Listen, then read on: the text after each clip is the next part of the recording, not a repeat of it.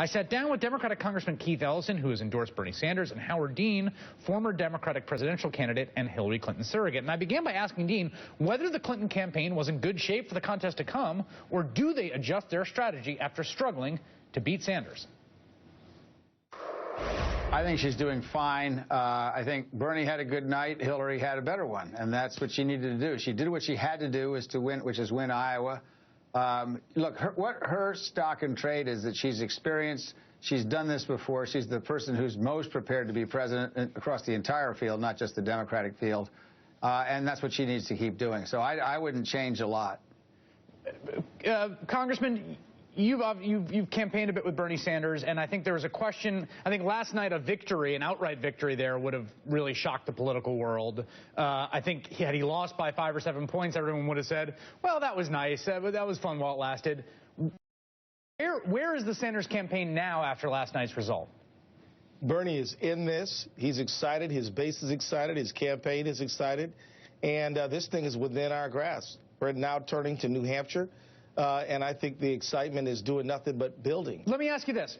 Last night, when you watched he did his speech late, it was the thing that has been so, I think, effective about the Sanders campaign is that they had the same message from day one to now. It has not wavered, and I think there's a person out there who thinks that it's not completely authentic to who Bernie Sanders is and what he believes in.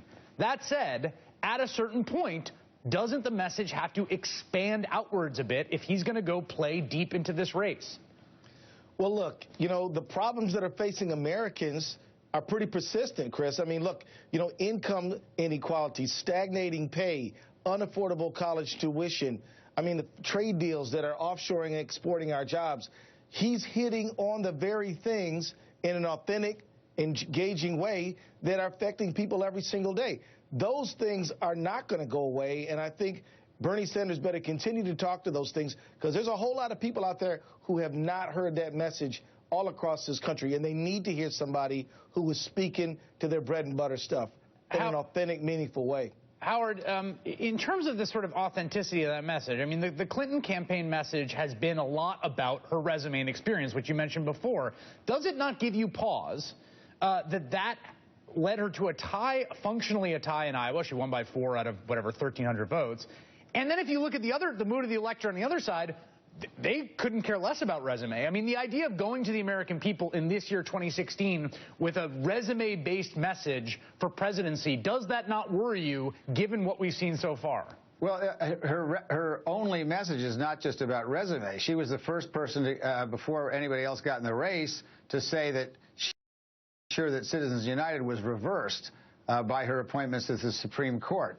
25, 30 years ago, she chose the Children's Defense Fund over a lucrative law career in New York.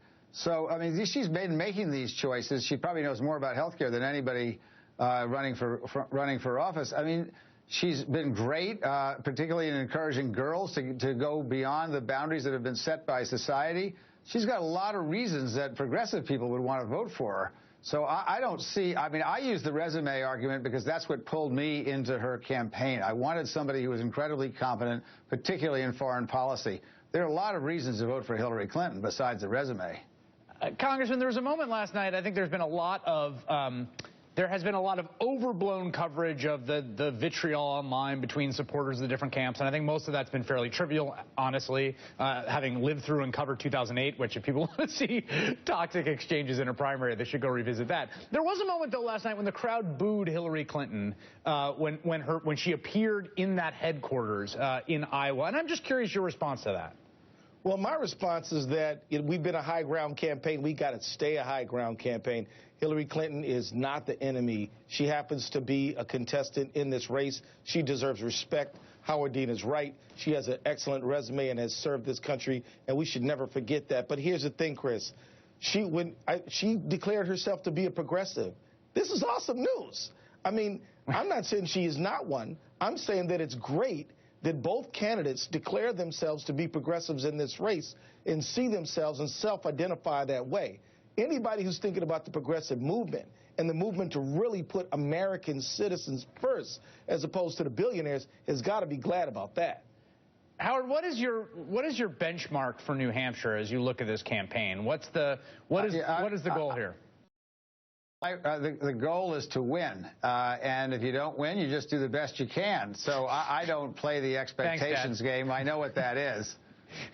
Well, but everyone does play the expectations game. I mean, good Lord, Marco Rubio has managed to convince the world that a third-place finish is the greatest political victory that anyone has ever pulled off in the modern era.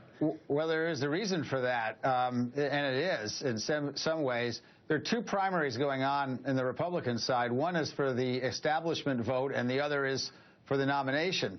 And there's only going to be one establishment candidate, and Marco Rubio just put his claim in for that. Yeah. If he comes in third in New Hampshire and Cruz and Trump win or come in first and second on that one, I think you're going to kiss Christie and Kasich goodbye, and maybe Jeb Bush, too. Oh, there'll be a lot of culling of the herd.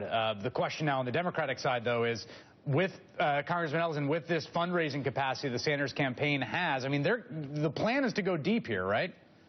Well, this is not a broke campaign. You know, this is not a campaign of a bunch of poor, hungry, but idealistic people who are just going to stick it out. Right. We have a campaign that has the resources that it needs.